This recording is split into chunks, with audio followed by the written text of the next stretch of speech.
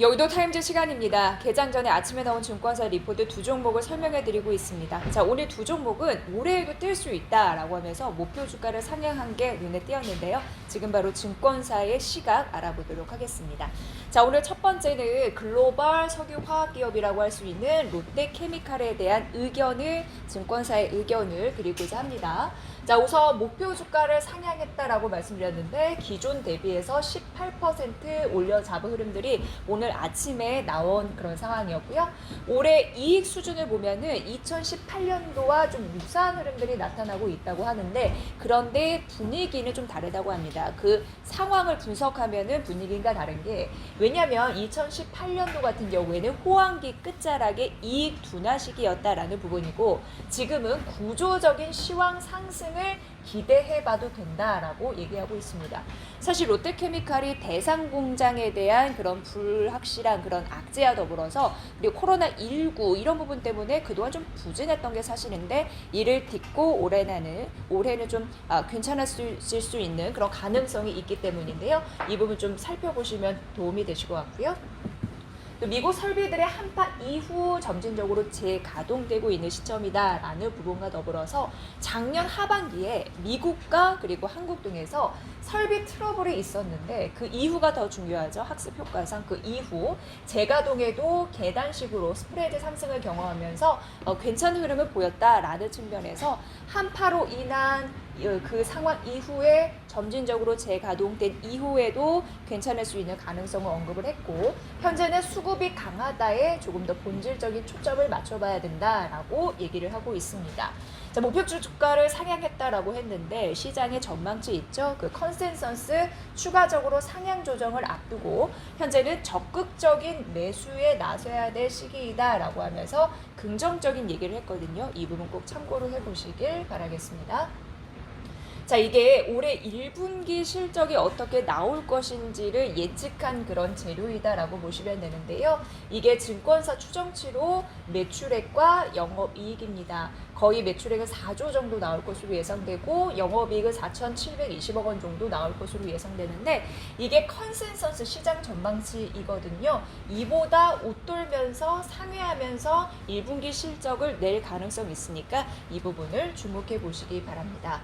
실적 상향에 대한 가능성 보셔야 되는데, 지금 전 세계적으로 화학 시황에 대한 긍정적인 분위기가 엿보이고 있는 상황이에요. 그렇기 때문에 화학 시황 호재로 기초 소재인 올레핀 그리고 타이탄의 견조한 실적이 기대가 된다라는 부분이고요.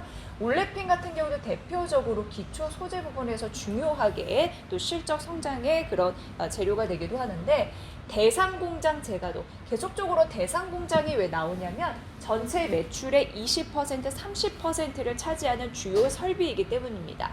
근데 이게 문제가 있었는데 재가동이 되니까 앞으로 이익이 급증할 것이다라고 예상했습니다. 이 부분으로 봤을 때 전 분기 대비해서 230% 가깝게 증가할 것이다 이렇게 예상이 되는 거고요. 그리고 그 밖에도 자회사 쪽 있습니다. 미국 법인 쪽 ECC, LC USA라고 해서 한파에 따른 가동 차질로 한 200억 원의 기회 손실이 있었음에도 불구하고 그를 제외했는데도 영업이익이 한 140억 원 정도 나오니까 영업이익률도 긍정적이다 이렇게 얘기되고 있는 상황이고요. 그리고 뭐 미국 자회사, 뭐 기초 소재 이런 부분도 있지만 첨단 소재 이런 부분도 실적표에서 보면은 또 한 부분을 차지하고 있거든요. 판가 인상을 통한 이익 증가 효과를 얻을 수 있다라고 했는데, 화학 시황 긍정적으로 보이면서 화학 제품 가격 상승 이런 부분도 줄줄이 나타나고 있는 상황이고, 이게 2월, 3월까지 이어질 가능성이 있다라고 얘기가 되고 있거든요. 이 부분 참고해 보시면 될 것 같고요. 아로마틱스의 경우 전분기, 전년 동기 대비 흑자 전환을 기대한다라고 하면서 여러 가지 둘러봤을 때 화학 제품 가격 강세는 이어질 것이다. 이런 부분으로도 근거를 찾아볼 수 있을 것 같습니다.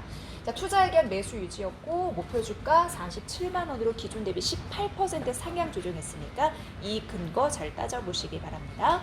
자, 바로 이어서 카카오 보도록 하겠습니다. 목표 주가는 자꾸만 높아져 가는데 지금 매수해도 될까요에 대한 한 가지 이제 근거를 찾아보시면 좋을 것 같고요.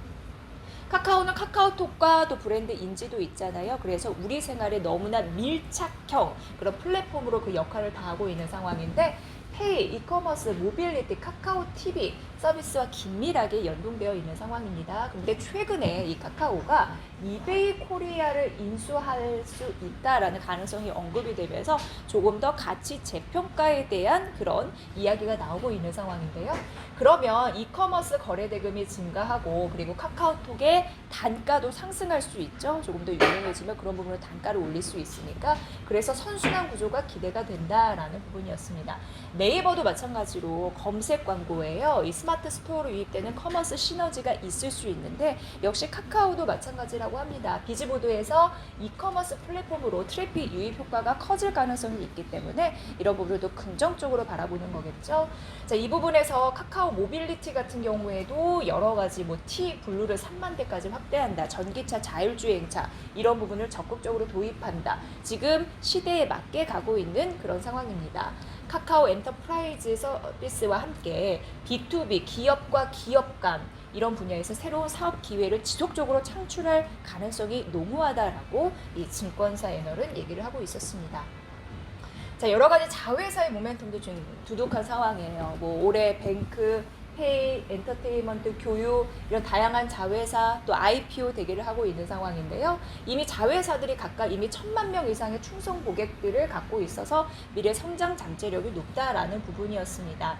카카오의 이커머스 거래액이 증가할수록 광고 상품의 단가 상승 지속적으로 지금 언급되고 있는 상황인데 앞으로 매출 성장이 예상된다라는 부분이었고요.